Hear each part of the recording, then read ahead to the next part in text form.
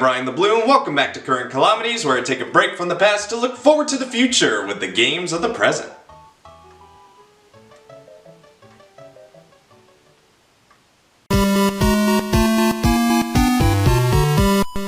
Super Mario Bros. In Game & Watch form, another one of the many products to come out of Mario's 35th anniversary, but also the first Game & Watch Nintendo has released technically in almost 30 years. But it isn't the first Super Mario Bros. On Game & Watch, and it's far from being the first Mario-themed G&W. I have a fair amount of experience with original Game & Watches. Some of y'all might know this if you've been watching console reviews lately. I have a few on hand now, while others are in a museum exhibit currently, but I also grew up with Game & Watch games playing the Game & Watch Gallery series, primarily the fourth on the Game Boy Advance. I'm sure that and other past Mario experience has prepared me for this moment. I'm glad I was able to find one, kinda thought I might not, and would have to review the Mario Kart Live Home circuit I have over there, which is a great concept though limited in execution if anyone was wondering. Luckily, I found my G&W at GameStop since hardly anyone is buying anything at their store these days, and we're gonna do things a little differently and take a deep dive into all the contents in this full Calamity episode. So let's take a look at this. Game Watch! Game Watch! We'll start off by looking at the box, which is very reminiscent of early Game & Watches, showing the unit, its model and maker, and all the things you get with it. Cutting the circular tape reveals two layers to this box, with the real box switching from Super Mario Bros. To Ball, while the clear case retains the Super Mario Bros. Theming all around. It's one of those nice little details that'll hopefully make you keep it from the trash. Opening the box reveals a special thanks from Nintendo to us buyers, another tiny detail that's very heartwarming. The first thing I find is the charging cable. It's small but understandable, only thing it's lacking is the plug-in, but I have a spare somewhere. The Game & Watch lies deeper inside the box, and by going through the innards and this square fabric, we have the unit in our hands. On first glance, it is absolutely gorgeous and eye-catchy. For comparison's sake, it looks pretty close to my widescreen Fire in shape, front color, and other specifics. Wouldn't surprise me if they used an old mode of one of their Game & Watches to craft this baby. I assumed it needed a little charging, so I went ahead and plugged it in, and to my surprise it turned on right away. It wanted me to press the time button, which started the clock at a default time. I went ahead and set it to my time and left it to charge as it needed a little juice. While I was waiting, I looked at the only other thing left in the box, that being this manual, which doesn't include instructions, but more like warnings and battery info, which was in a few languages, but didn't have a whole lot. It didn't have the charge time, for example, so I looked that up, and a few sources said it can last for 8 hours, and needs around 3.5 to fully charge. 2 hours later, I came back to find it ready to go, so now we'll start looking at the 3 games that came with it, and we'll start with the game that started it all. Super Mario Bros. What can I say about it that hasn't been said? I guess happy 35th if that hasn't been said enough. Everyone knows it and how great of a game it is, but we'll focus on how it plays in its Game & Watch embodiment. I'll admit it took me a while to get used to playing it, but that was more of a recording issue. I'm not used to playing with a small screen like this being so far away. I would usually have it closer to my face. A more comfortable position. But I did pretty fine for what it's worth, getting to World 3 on my first attempt, then getting to World 6 on my second. But that's because I used the warp zone. The game plays good. Really good. It made the transition from NES to G&W effortlessly. And so did the controls. The D-pad is great. Perhaps a little small, but I got big hands. It's about the size you would get when it was a new concept on the few Game & Watches that had it. The A and B buttons also work well and have that smooth G&W feeling. You know what I mean if you played an OG Game & Watch before.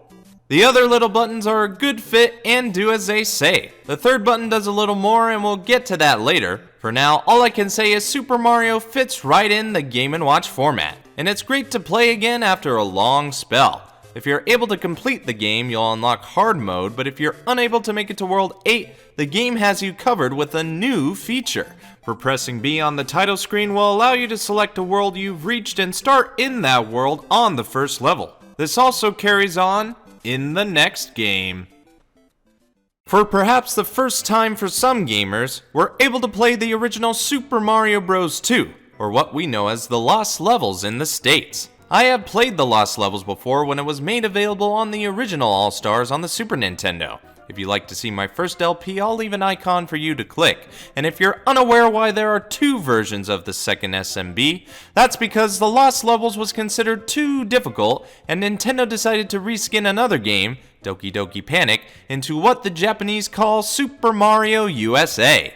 Truth be told, I wanted to pick this up for this game alone, just to see what it was like.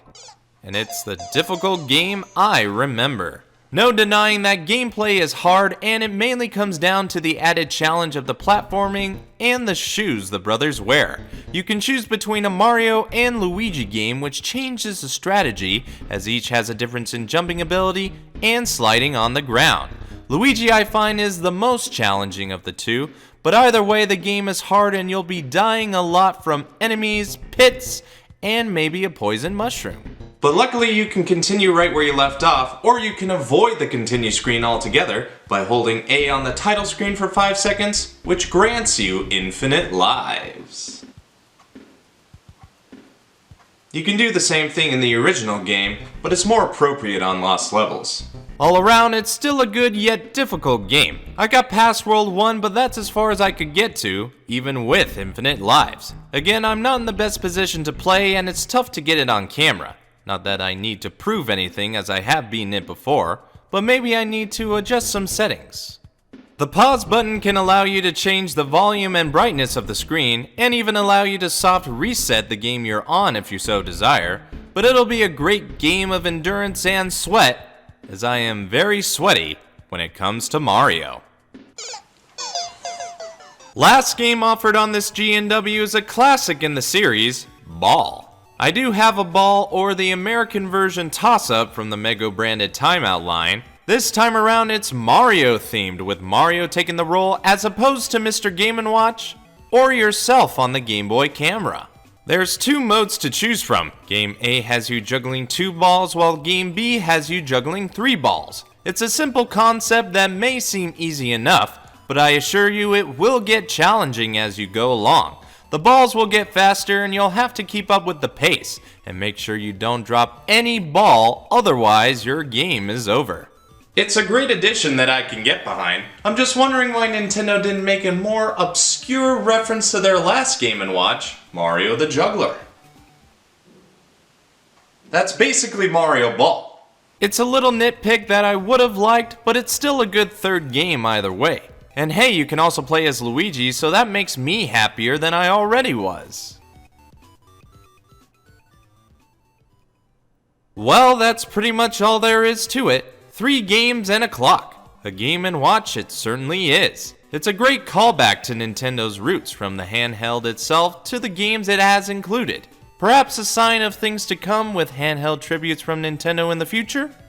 It's possible. I do question who's actually going to use this to keep time, though I wouldn't be against those that would. It has a few secrets of its own to keep an eye out for. So with all that being said, what's my overall opinion?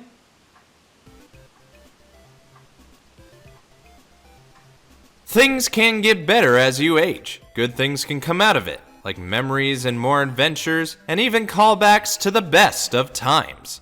This Super Mario Bros. Game & Watch does all of that for me, with games I cherish and a concept I enjoy, all coming back to celebrate Nintendo's franchise plumber on the 35th birthday of the series. The celebration isn't ending, as there's still a little more to come in the next year, but for me, it may not get any better than this.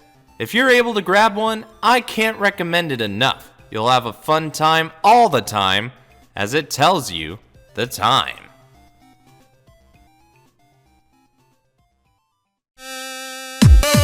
So what do you think? Do you agree with me, or have your own thoughts? Let me know by leaving a comment. If you like what you see, like the video with those thumbs up.